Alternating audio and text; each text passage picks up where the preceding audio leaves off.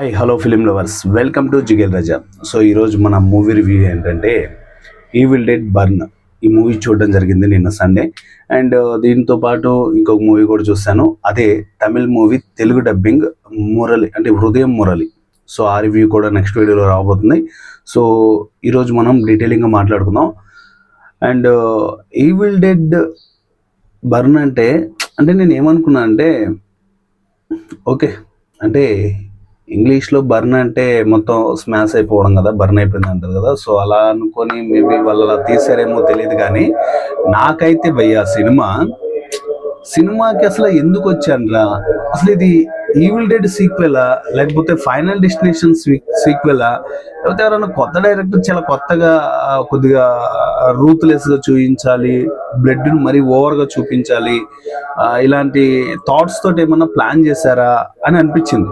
So డీటెయిలింగ్లోకి వెళ్ళడానికి ముందు, అంటే రివ్యూ డీటెయిలింగ్లోకి వెళ్ళడానికి ముందు ఇంతవరకు మన ఛానల్ని సబ్స్క్రైబ్ చేయకుండా ప్లీజ్ సబ్స్క్రైబ్ చేయండి. అలాగే పక్కన వస్తున్న గంట సింబల్ పైన క్లిక్ చేసి బెల్ నోటిఫికేషన్ ఆన్లో పెట్టుకోండి. లేట్ చేయకుండా టాపిక్కి వెళ్ళిపోదాం. నేను బేసిక్గా హాలీవుడ్ తెలుగు డబ్బింగ్ ఏవైతే ఉంటాయో వాటికి బాగా వెళ్తాను నేను. అంటే హాలీవుడ్ మూవీ లవర్ అనుకోండి.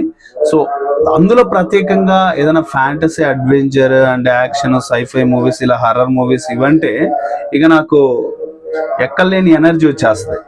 ట్రైలర్ కూడా చూడలేదు నేను తెలుగులో, ఈవిల్ డెడ్ బర్న్ ట్రైలర్ కూడా చూడలేదు. వెళ్ళి థియేటర్లో కూర్చున్న తర్వాత సబ్ టైటిల్స్ స్టార్ట్ అయింది. అంటే అక్కడ తెలుగులో వాయిస్ ఓవర్ వస్తూ ఉంది, డబ్బింగ్ తెలుగు ఉంది, కానీ ఇంగ్లీష్లో సబ్ టైటిల్స్ చేశారు.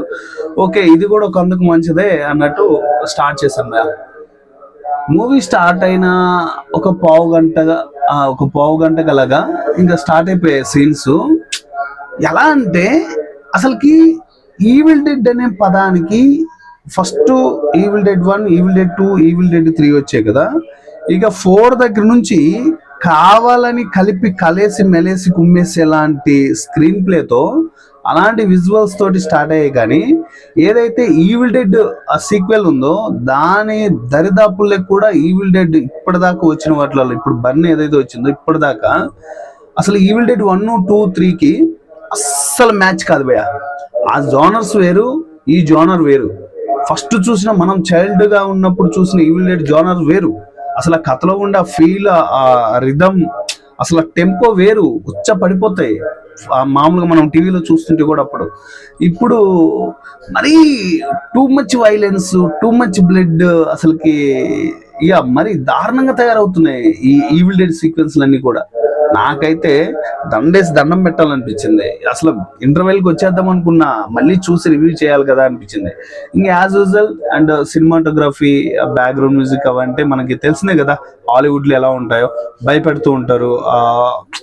కెమెరా అంటే క్వాలిటీ కూడా ఎలా ఉంటుంది, ఆ టింట్ కూడా, కలర్ టింట్ కూడా వేరేలా ఉంటుంది. హైలైట్ డార్క్ అండ్ బ్లూ థీమ్తో ఉంటుంది. ఇందులో కొంచెం రెడ్ కలిపారు భయ్యో, ఎందుకంటే బ్లడ్ సీన్స్ ఎక్కువ ఉన్నాయి కదా, కొద్దిగా రెడ్ కూడా మిక్స్ చేశారు. నాకు అసలు చూస్తున్నంతసేపు ఇదే తిరుగుతుంది మైండ్లో, ఏంద్రా ఇంత వైలెన్స్ చూపిస్తున్నారు సీన్స్, అంటే అక్కడ ఏం జరగకముందు ఎందుకు ఇంత వైలెన్స్ అని అలాంటి ఫీల్ వస్తుంది. ఎందుకు కొత్త వాళ్ళు డైరెక్ట్ చేస్తున్నారు ఏంటి అర్థం కావట్లేదా ఈవిల్ డెడ్ సిరీస్ని. చాలా డిఫరెంట్గా అనిపిస్తుంది.